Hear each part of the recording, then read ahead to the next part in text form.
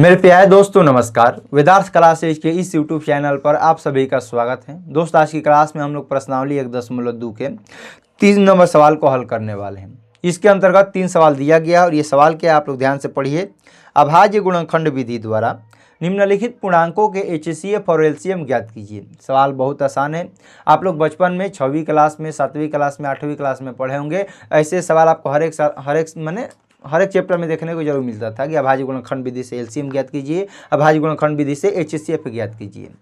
और उसी को आज हम लोग को 10वीं क्लास में भी पढ़ना है। मैं मान के चलता हूं कि आप में से बहुत सारे छात्रों को आता है, लेकिन ये भी मैं मान के चलता हूं कि आप में से जितना छात्रों को आता है उससे अधिक ऐसे छात्र होंगे जिनको ये नहीं आता है। तो एकदम बढ़िया से वीडियो में अंत तक बने रहिएगा। समझाने का तरीका मेरा कुछ अलग है, आप लोग हमारे साथ अंत तक बने रहिएगा, समझिएगा ध्यान से। तो चलिए दोस्त, इसको हम लोग समझने का प्रयास करते हैं। यदि आप हमारे चैनल पर नए हैं तो चैनल को सब्सक्राइब कर दीजिए, इस वीडियो को लाइक कर दीजिए। यदि आपका कोई भी दोस्त, मित्र, भाई बहन 10वीं कंप्लीट तैयारी करना चाहते हैं तो इस वीडियो को शेयर करके सब्सक्राइब जरूर करवाइए। तो सवाल में तीसरा का पहला दिया गया है कि 12, 15 और 21 का अभाज्य गुणनखंड विधि से LCM और HCF ज्ञात कीजिए। यदि आपको जितने भी लोगों का लगता है कि मुझे मैथ में 90 प्लस, 95 प्लस, लेकिन कुछ लोगों को ऐसे भी लगता है कि यदि मेरा मैथ में 60 नंबर भी आ जाएगा तो मैं मैट्रिक पास हो जाऊंगा, तो उनके लिए, किसी भी टाइप के आप स्टूडेंट है उनके लिए मैंने एक फार्मूला बुक बनाया है। फार्मूला बुक का खासियत यही है कि ये मान के चलिए कि इसमें सबसे पहला तो सभी चैप्टर का फार्मूला दिया गया है, उसके साथ साथ फार्मूला के साथ साथ इसका एग्जाम्पल भी दिया गया कि एक फार्मूला आपको याद कर लेते हैं तो उसके साथ उसका कैसे एग्जाम्पल पूछा जाता है परीक्षा में, ये भी आपकी इस किताब के अंदर दिया गया है। यदि आपको इस किताब चाहिए तो आप हमारे इस दिए गए नंबर पर हाई भेजिए, मैं इस किताब का PDF आपको प्रोवाइड करा दूंगा और किसी भी दुकान से जाकर इस PDF को निकलवा लीजिएगा। कितना भी आप लोग कमज़ोर है तो मैथ में 50 नंबर 60 नंबर आने से कोई नहीं रोक सकता है, और आप लोग एक नॉर्मल विद्यार्थी है तो 90 प्लस 95 प्लस लाने से कोई नहीं रोक सकता है। तो जिनको चाहिए नंबर पर हाई भेजिए।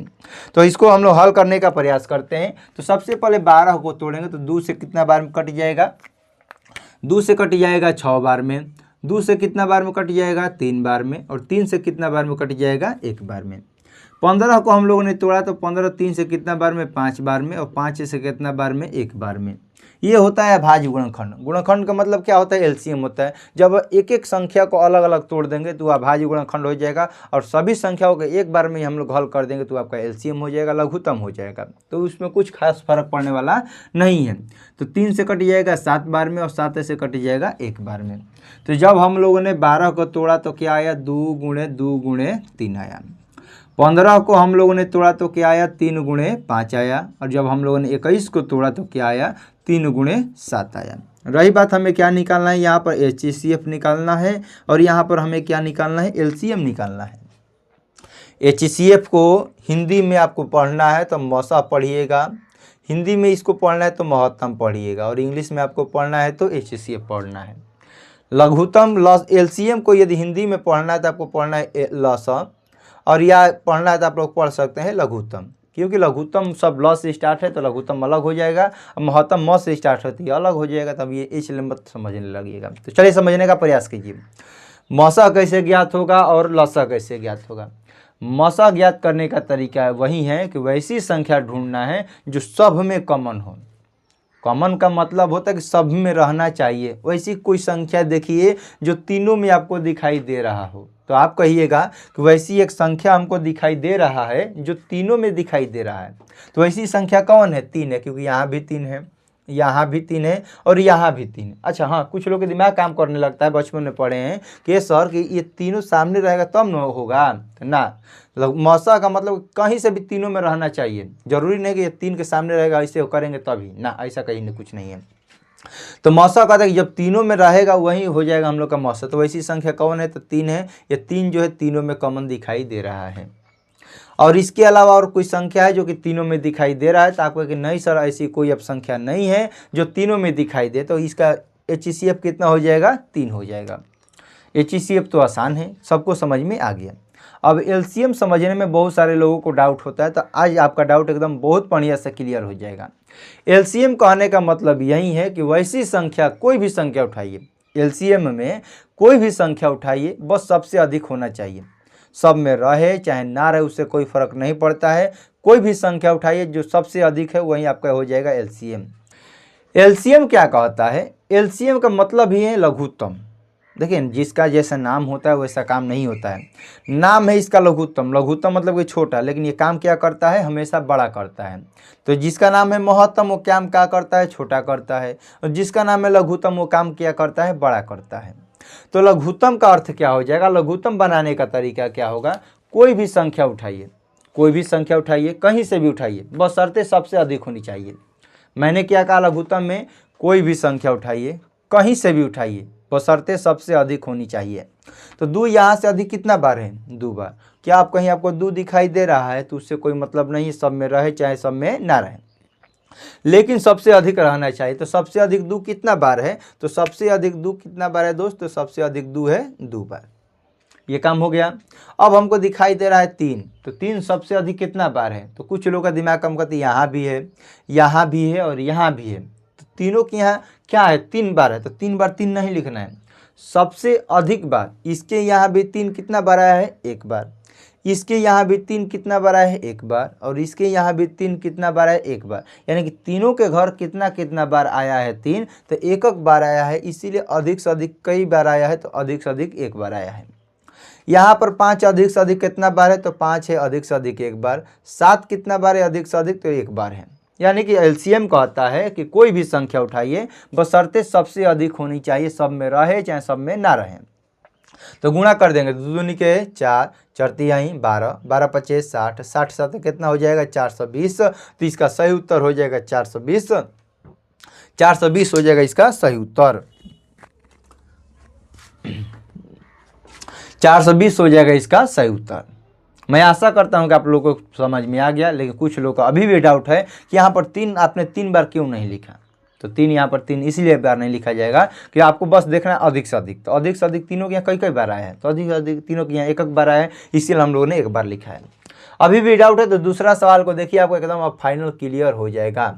तो तीसरा का दूसरा सवाल दिया है कि 17, 23, 29, 17, 23, 29 का क्या निकालना है हमें दोस्तों? एलसीएम और एचसीएफ निकालना है। लॉन, ये तो बहुत आसान हो गया आपके लिए। 17, 23, 29 का हमें क्या निकालना है? एलसीएम और एचसीएफ निकालना है। तो 17 तो किसी से जाएगा नहीं, तो 17 एकम 17, 23 भी किसी से नहीं जाएगा, तो 23 एकम 23, और 29 भी किसी से नहीं जाएगा, तो 29 एकम क्या हो जाएगा? 29 हो जाएगा। यानी कि 17 को हम लोगों ने तोड़ा तो 17 गुणे 1 आया। 1 तो नहीं लिखना चाहिए, ऐसा मैं लिख देता हूँ। 23 को हम लोगों ने तोड़ा तो 23 ही आया, लेकिन इसके साथ में कौन आया है? 1 है, क्योंकि अब अकेले लिखेंगे तो समझ में नहीं आएगा। और 29 को तोड़ा तो हम लोगों ने क्या आया? 29 को तोड़ने पर 29 ही आया, लेकिन इसके साथ में हम क्या लिख देते हैं? 1 लिख देते हैं। हमें क्या ज्ञात करना है? हमें ज्ञात करना है यहाँ पर एचसीएफ। थोड़ा नीचे इसलिए नहीं लिख रहा हूँ कि तीसरा सवाल भी यहाँ पर क्या हो जाएगा? अट जाएगा। हमें निकालना है एचसीएफ और हमें निकालना है एलसीएम। एचसीएफ का तरीका हमने क्या बताया? एचसीएफ मैंने वही बताया कि वैसी संख्या को ढूंढो जो सबसे अधिक बार आया, वैसी संख्या को ढूंढो जो तीनों में आपको दिखाई दे रहा हो। तो वैसी संख्या बताइए कि जो तीनों में आपको दिखाई दे रहा है। तो आपको एक सर यहाँ पर कोई भी संख्या दिखाई नहीं दे रहा है, बस 1 दिखाई दे रहा है जो कि तीनों में हमें दिखाई दे रहा है। तो कुछ नहीं आएगा, तो क्या होगा? 1 होगा। यानी कि इसका एचसीएफ क्या हो गया? 1 हो गया। तो वैसी संख्या ढूंढना है जो तीनों में आपको दिखाई दे, वही आपका हो जाएगा एचसीएफ, यानी मौसा, यानी कि महत्तम। अब बात कर लेते हैं एलसीएम के बारे में। तो एलसीएम कहता है कि कोई भी संख्या उठाइए, कोई भी संख्या उठाइए, सबसे अधिक होना चाहिए। तो कोई भी संख्या अधिक से अधिक कितना बार है? 17 है, तो 17 अधिक से अधिक 1 बार। 23 है अधिक से अधिक 1 बार। और 29 है कितना बार? अधिक से अधिक 1 बार। और 17, 23, 29 का गुणा कर दीजिए, आपका आंसर आ जाएगा। थोड़ा सा गुणा कर लीजिएगा, थोड़ा सा ये लेंदी है गुणा। 17 तिया हम तो गुणा कर देते हैं। 17 तिया 51 हासिल 5, 17 दूनी 34, 5 कितना हो जाएगा? 39 हो जाएगा। और 39 में हमें किससे गुणा करना है? 29, और यहाँ पर गुणा करिए, आपका आंसर रेडीमेड बन के तैयार हो जाएगा। ठीक है, मैं आशा करता हूं कि आपको ये भी सवाल समझ में आ गया। देखिए, एचसीएफ मतलब कि मय में रहना चाहिए, और एलसीएम कहता है कि मय में रहे चाहे ना रहे, कोई भी संख्या उठाएंगे सबसे अधिक होना चाहिए, और जो सबसे अधिक होगा वही आपका क्या हो जाएगा? एलसीएम हो जाएगा। एक और हम लोग का लास्ट सवाल है, तीसरा का तीसरा। ये भी आसान है कि 8, 8, 9 और 25 का क्या निकालना है? हमें निकालना है एचसीएफ और एलसीएम। तो हम यहाँ पर ब्लू पेन यूज कर रहे हैं, थोड़ा सा ब्लैक हो गया है, तो 2 से 4 बार में 2 से 2 बार में और 2 से 1 बार में। 9 को तोड़ा तो हम लोगों ने आया 3 गुणे 3 और 3 से कट जाएगा 1 बार में। 25 को तोड़ा तो हम लोगों ने 25 का 5 का 5 और 5 एकम 5 हो गया। तो 8 को तोड़ने पर आया है 2, 8 को तोड़ने पर आया है 2 गुणे 2, ओहो मजाक ना 8 को तोड़ने पर आया है 2 गुणे 2 गुणे 2। 9 को तोड़ने पर आया है 3 गुणे 3 और 25 को तोड़ने पर आया है 5 गुणे 5। तो आप ही लोग बताइए कि HCF क्या कहता है और LCM क्या कहता है। तो HCF कहता है कि वैसी संख्या जो तीनों में हो और LCM कहता है कि कोई भी संख्या उठाओ बशर्ते सबसे अधिक होनी चाहिए। तो HCF में कोई ऐसा संख्या को ढूंढिए जो तीनों में आपको दिखाई दे रहा है। क्या 2 तीनों में दिखाई दे रहा है? नहीं। क्या 3 तीनों में दिखाई दे रहा है? नहीं। क्या 5 तीनों में दिखाई दे रहा है? तो नहीं। तो अब इसका आंसर क्या होगा? तो इसका आंसर हमने बताया कि कुछ नहीं होगा तो 1 होगा, कुछ नहीं होगा तो क्या होगा? 1 होगा। तो इसका HCF क्या हो जाएगा दोस्त? इसका HCF हो जाएगा आपका 1। अब हम बता रहे हैं LCM क्या होगा। तो कोई भी संख्या उठाइए सबसे अधिक होनी चाहिए। नाम है महत्तम लेकिन काम है छोटा वाला, नाम है लघुत्तम लेकिन काम है बड़ा वाला। लघुत्तम में नाम है छोटा लेकिन काम क्या कर रहा है? बड़ा बड़ा। तो सबसे बड़ा 2 अधिक से अधिक कितने बार आया है? 3 बार। तो 2 अधिक से अधिक आया है 3 बार। 3 अधिक से अधिक आया है 2 बार और 5 अधिक से अधिक कितना बार आया है? 5 अधिक से अधिक आया है 2 बार। गुणा करते हैं 50 25, 25 दूनी 50, 50 दूनी 100, 100 दूनी 200, 200 तिया 3, 200 तिया 600, 600 नवा कितना हो जाएगा? 600 नवे 5400 इसका सही उत्तर हो जाएगा। यानी कि इसका करेक्ट आंसर हो जाएगा 5400 LCM। मैं अब आशा करता हूँ कि आप लोग एकदम बढ़िया से झकास तरीके से समझ में आ गया है। तो चलिए दोस्त आज की क्लास को यहीं पे समाप्त करते हैं।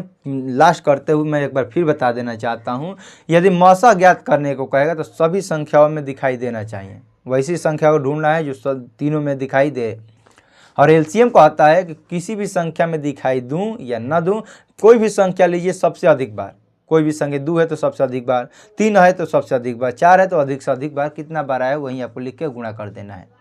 तो चलिए दोस्त मैं आशा करता हूं कि आपको समझ में आ गया एकदम बढ़िया से झकास तरीके से।